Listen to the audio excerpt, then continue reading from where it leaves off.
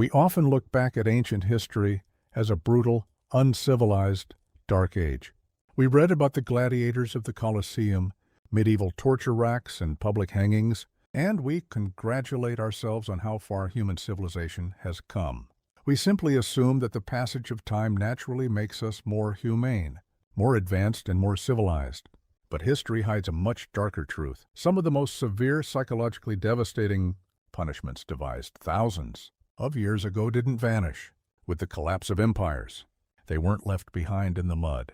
Instead, they underwent a massive system upgrade.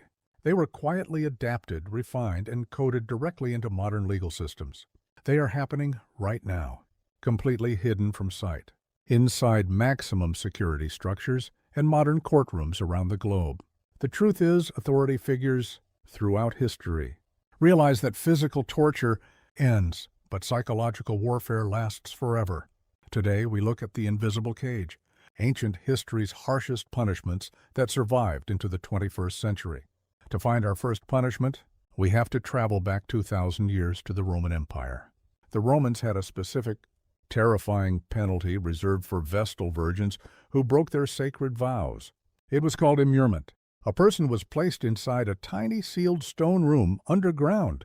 They were given a tiny shred of light and a single day's worth of water. And then the stone door was bricked shut completely. They were left to live out their days in total, suffocating isolation. The Romans understood that you don't need to physically scar a body to break a human being.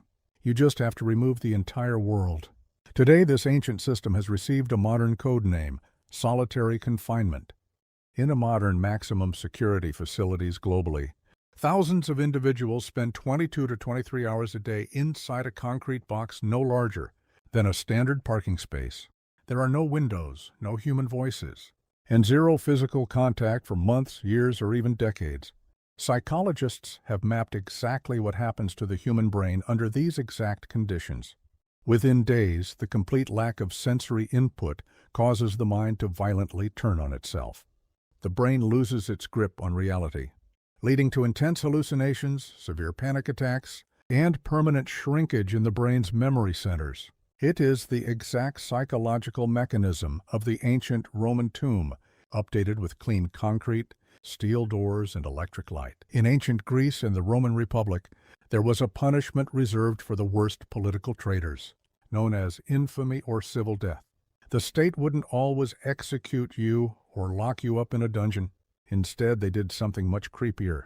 They used the law to completely erase your status as a human being. They stripped away every single legal right you possessed. You could no longer own property. You couldn't vote. You couldn't speak in public, and under the law, you were officially considered a ghost. Anyone could steal from you or harm you, and the law offered you zero protection. You were biologically alive but legally dead. In modern legal systems, this ancient blueprint is known as felon disenfranchisement and civil asset forfeiture. In multiple modern democracies, individuals convicted of certain crimes permanently lose their right to participate in elections, even decades after they have fully served their time. Even worse, under modern asset forfeiture laws, law enforcement agencies can permanently seize your cash, your car, and your home without ever officially charging you with a crime. The state sues the property itself, not you, leaving you with no automatic right to a public defense. You are left standing on the street, legally erased while keeping your physical body alive.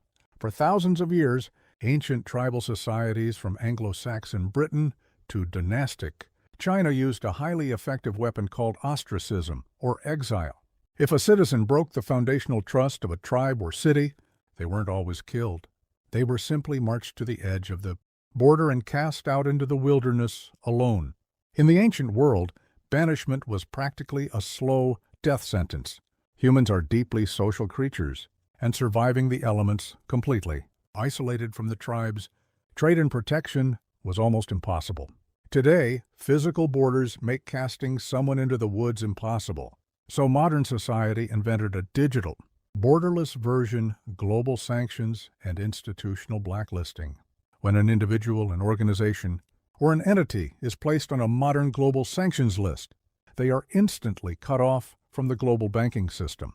With the click of a button in a financial hub, Their credit cards stop working, their bank accounts are frozen, and they cannot transfer money internationally or do business with almost any major company on Earth.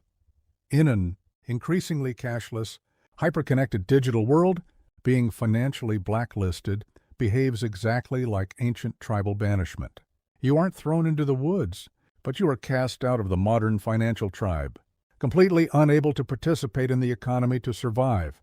But you are cast out of the modern financial tribe, completely unable to participate in the economy to survive. Why have these specific concepts survived for thousands of years while the execution blocks and torture racks were thrown away? Because throughout history, authority figures realized that physical violence is inefficient.